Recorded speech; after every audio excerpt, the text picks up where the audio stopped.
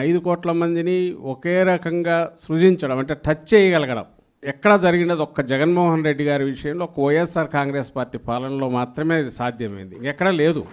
ప్రతి గడప అత్యంత సామాజికంగానే కాకుండా ఆర్థికంగా రాజకీయంగా అన్ని రకాలుగా చైతన్య రీత్యా కూడా అట్టడుగున ఉన్న దళితులతో పాటు ఆ చైతన్యం పుంజుకోవడానికి రావడానికి దశాబ్దాలు ఇప్పటికీ ఇంకా పూర్తి రాలా. అంటే మేము సమానులుగా ఉండడానికి మాకు హక్కు ఉందని రియలైజ్ కావడానికి కూడా దశాబ్దాలు పట్టింది. Equal opportunities in real sense ఏదైతే బాబాసాహెబ్ అంబేద్కర్ గారు ఆయన ఆ రోజు కలగనడం కాకుండా రాజ్యాంగం రూపంలో కూడా మనకు బహుకరించారు, మనం ముందు పెట్టారు, మన చేతికి అందించిపోతే కలలు కనడం అందరం కంటాం. బ్రహ్మాండంగా సమాజం బాగుంటే బాగుంటుంది అనుకోవడంలో ఏమంటారు ఆదర్శప్రాయంగా ఆలోచించే వాళ్ళు ఉంటారు, సంఘ సంస్కర్తలు ఉన్నారు.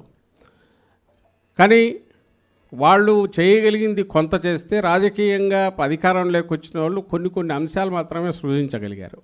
అది ఒక్క జగన్మోహన్ రెడ్డి గారు మాత్రమే ఇన్ని దశాబ్దాల తర్వాత రాజ్యాంగం వచ్చిన తర్వాత భారతదేశానికే కాదు ప్రపంచంలో ఏదైనా సరే అసమానతలు ఉన్న సొసైటీని ఈక్వాలిటీకి తీసుకురావడానికి ఒక కరదీపికలాగా భారత రాజ్యాంగం అంబేద్కర్ గారు మనకిచ్చింది. ఆ రాజ్యాంగం ఏదైతే ఉంది దాన్ని ఆచరణలో దాని స్పిరిట్ను పూర్తిగా అవగాహన చేసుకొని 5 ఏళ్ల కాలంలోనే దాన్ని పూర్తిగా అమలు చేసే ప్రయత్నం చేసి అందులో చాలా వరకు విజయం సాధించిన నాయకుడు ఎవరంటే జగన్మోహన్ రెడ్డి గారు. ఇందులో డౌట్. ఒక సంస్కర్తలాగానో పూర్తిగా ఆ ఫలితం ఎట్లుంటుందో నాకు అనవసరం. నాకు 5 ఏళ్ళు తీర్పు ఇచ్చారు, ఈ 5 ఏళ్లలో నేను అనుకున్నది పూర్తి చేయాలి, వీలైనంతగా వీళ్లకు హ్యాండ్ హోల్డింగ్ చేసి పైకి తీసుకొని రావాలి ఈ సెక్షన్స్ను. ఈ పునాదులు వేసినవి వాళ్ళ భవిష్యత్తు వాళ్ళు రాసుకునే రకంగా వీళ్ళకందరికీ అందుబాటులోకి తీసుకొచ్చి అప్పుడే నా జన్మ సఫలమవుతుంది అనుకొని ఆయన చేసిన ఎఫర్ట్స్ అది సిన్సియర్గా నిబద్ధతతో చేసినందుకు నాయకులు కింది స్థాయి వరకు అందరూ కూడా దీంట్లో కలిసి రాగలిగారు. ఇది ఎక్కడి నుంచి వచ్చిందంటే బహుశా ఆయన నిబద్ధత నుంచి వచ్చింది. ఆ మొక్కవోని దీక్ష దాన్ని ఇది నమ్మిన దానికి ఎక్కడ కాంప్రమైజ్ కాకుండా నిలబడడం వల్ల వచ్చింది. దీనికి తగినట్టు మిగిలిన వారిని మౌలు చేసుకునేందువల్లే ఈరోజు వైఎస్ఆర్ కాంగ్రెస్ పార్టీ అంటే అది ఏ విభాగమైనా సరే ప్రజల పక్షాన్ని నిలబడడంలో మన పక్షపాతం ఏ వైపు ఉంటుంది అంటే పేదల పక్షాన ఉంటుంది అనేది కూడా గుండె మీద చేయి వేసుకొని కాళ్ళ ఎగరేసి మరీ చెప్పగలుగుతున్నాం. వేరే వాళ్ళు సంవత్సరం కూడా తిరగకముందే ఎక్కడ బయటికి రాలేని పరిస్థితి వచ్చింది అటువైపు. ఎందుకంటే రావడమే ఒక మోసపూరితమైన ఆలోచనతో. గతానికి ఇప్పటికి తేడా ఏంటంటే మోర్ ఫైన్ ట్యూన్ చూసి ఈసారి ఈ దోపిడీని ఎవడన్నా ప్రశ్నిస్తాడేమో అని ముందే ఆ సోకాల్డ్ రెడ్ బుక్ అనే దాన్ని తీసుకొచ్చి నోరు ఎత్తితే ఎక్కడికక్కడ ఎట్లా కేసులు పెట్టాలనే ఆ ధోరణిలో అది కొత్తది తీసుకొచ్చి దాని ద్వారా తప్పుడు కేసులు వీటిని పెట్టి ఇంకో పక్క పట్టపగలే దోపిడీ దాంట్లో కొత్త విధానాలు తీసుకొచ్చి ఈ 10 నెలలు నడిపారు. బహుశా ఇట్లే ధీమా ఉంటే మళ్ళీ ఎన్నికలు వచ్చేంతవరకు మాదే కదా అనే ఓ ధీమా వాళ్ళకు ఉండొచ్చు.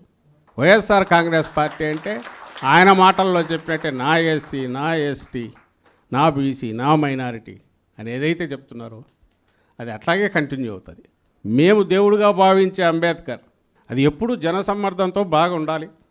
రాష్ట్రం ఎక్కడి నుంచి వచ్చినా అది ఒక టూరిస్ట్ ప్లేస్గా కూడా ఉండాలి.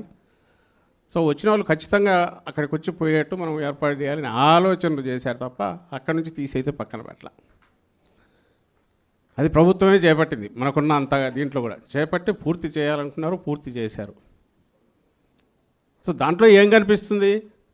ఆయన ఎంత సిన్సియర్గా నిబద్ధతతో దాని గురించి ఆలోచించారని అది కనపడుతుంది. At the same time Chandrababu వైపు నుంచి ఏం కనిపిస్తుంది?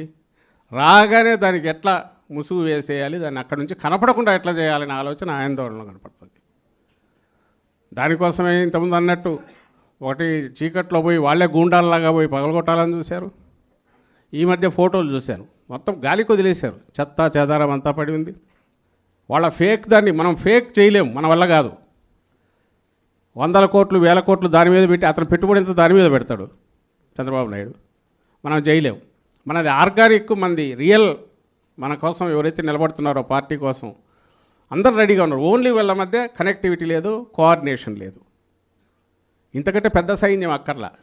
జనం మధ్య ఉండడమే కాకుండా ఇప్పుడున్న ప్రభుత్వం దుష్టపాలన ఎండగట్టడానికి అవసరమైన ఏమున్నా కూడా వాటిని ఎత్తి చూపడం, మనమందరం కలిసికట్టుగా ఒకే తాటి మీద నెక్స్ట్ ఎన్నికలు టార్గెట్గా గతంలో కంటే మెరుగైన ఘన విజయంతో జగన్మోహన్ రెడ్డి గారు మళ్ళీ దాంట్లోకి రావాలి.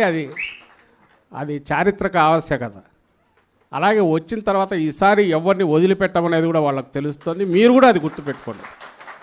ఈసారి నేను ఇంతకుముందు అన్నాను, ఈసారి కొంచెం రాజకీయంగా కూడా ఆలోచిద్దామని. ఇంతకుముందు ఆలోచించారు, ఆయన కేవలం సంస్కర్తలాగా ఉన్నాడు. ఈసారి రాజకీయంగా కూడా ఆలోచిద్దాం. మన వాళ్ళని మనం ప్రొటెక్ట్ చేసుకోవడమే కాదు, మన వాళ్ళని ఇబ్బందిని పెట్టిన వాళ్ళను ఆ ఇబ్బంది ఎట్లుంటుంది అనేది రెండింతలుగా వాళ్ళకు చూపించే కార్యక్రమం కూడా మనం ఖచ్చితంగా చేయాల్సి ఉంటుంది.